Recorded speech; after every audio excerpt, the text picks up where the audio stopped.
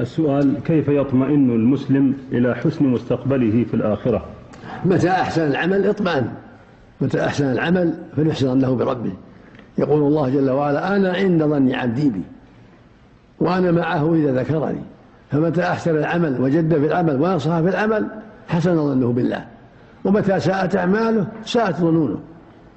فالواجب على المؤمن أن يتقي الله وأن يراقب الله وأن يحذر محارم الله وأن يؤدي ما أوجب الله عليه.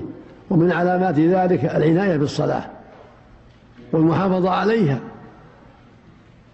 يقول النبي صلى الله عليه وسلم: جعلت قرة عيني في الصلاة.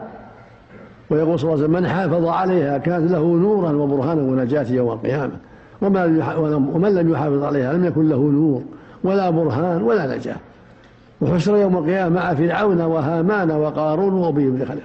ويقول صلى الله عليه وسلم: أول ما يحاسب عنه العبد من عمل صلاته، فإن صلحت فقد أفلح وأنجح، وإن فسدت فقد خاب وخسر. والحديث أيضا: أول ما تفقدون من دينكم الأمانة، وآخر ما تفقدون منه الصلاة. فإذا حسبت نفسك وجاهدتها لله وحافظت على الصلوات في الجماعة وأحسنت في أعمالك، عند هذا يحصل ظنك بالله وتطمئن إلى ما وعد به أولياءه من النجاة والسعادة.